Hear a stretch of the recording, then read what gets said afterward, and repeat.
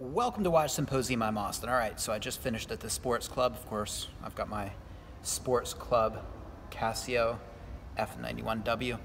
I was just leaving. I was putting on my shoes to walk out of the locker room, and there's an older gentleman that works out. He's probably 75, if not more, and I've seen him many times, and he's easy to pick out because he's got this big, fat, pretty cool mustache, and it's black. And I don't know if he dyes it or not, but it's just this awesome black mustache. And he works out, and I've seen him around, and he's one of those guys like there he is, and I kind of like him because he's just got this like cool boss mustache.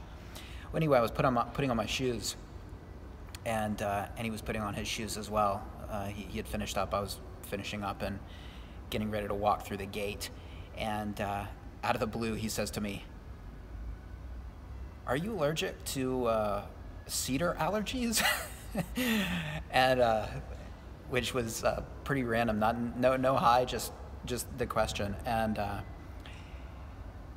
And without missing a beat, I was like, well, no, but when I was a kid, I developed allergies at the age of 14, and I had about a 1-minute conversation about allergies with him, and then he told me to be careful, take care, and I said the same, and he went on his way. It's pretty cool. Sometimes you'll get people that they want to start a conversation and use a bit of English that they've learned, and some people, foreigners here in Japan who have been here a while, get irritated and aggravated by that. One YouTuber that comes to mind is Ryan Boundless. Not his last name, not his real last name at least.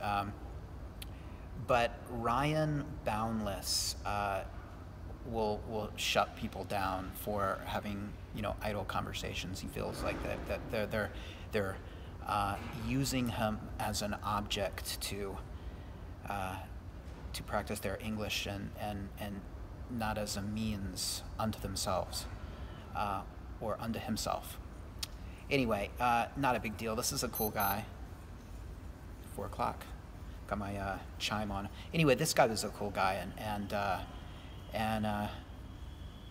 yeah, I don't mind a little bit of idle conversation, even if it means just I try not to read too much into it. Anyway, I just love the randomness of that question. I think I'm gonna have to try that next time I see somebody I want to talk to. Just roll up to them and say, "Are you allergic to cedar allergies?"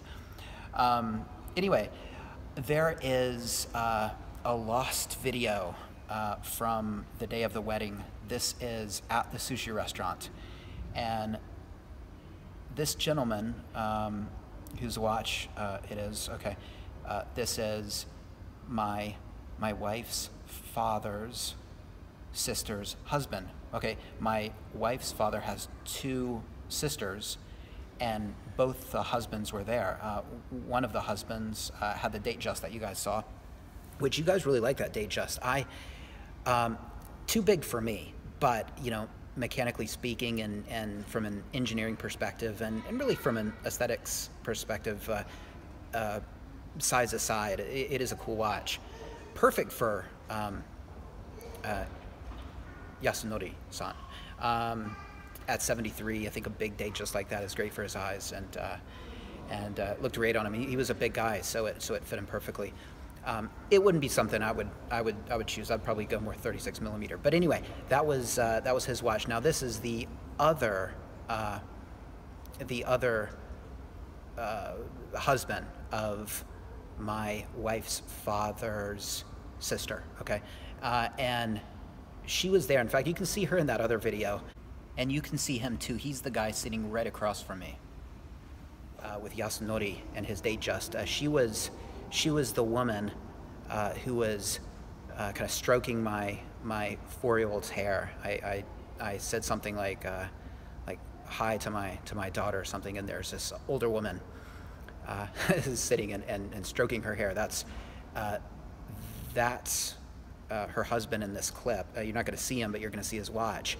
And it cuts off abruptly. I was 3 sheets to the wind when I made this video, and I could barely even. I had to watch it to make sure I didn't say anything stupid, and I didn't. But I unfortunately I stopped videotaping. Must have inadvertently hit the record button and turned off the recording. But you can still kind of see the watch. It's not the best video, but you know, it's just kind of cool to see you know, a real kind of honest Seiko, and one that was certainly appreciated by its owner. So enjoy. Another, you know, it's like serious watch action here going on. So, 記念品よ。60歳の還暦の記念品よ。 here we go. Here we go.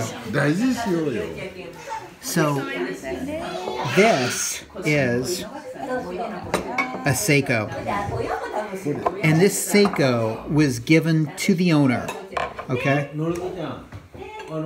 about 17 years ago by his children when he finished work, and he's worn it pretty much ever since. And you can see hairline scratches. Looks like a beautiful watch. I mean, a Seiko. Now this is let's look what we got here. He was kind enough to take it off so I could really, you know, take a look at it. Now this is the Dolce line, and I've got children clinging to my back, so I'm a little bit shaky here. Kinetic. Now this is very interesting because the Kinetic is a whole different thing from automatic or quartz or spring drive. Kinetic is basically, in a nutshell, is just sort of spinning the rotor to get kinetic energy to power the quartz watch. And you can see there's a lot, I'm going to have to zoom in here, there's a lot of prettiness to the dial, if you can see it. In fact, I'm looking at it right now. In fact, what I'm going to do, I'm going to sort of brush it against my shirt here. Okay. And I'm gonna zoom in.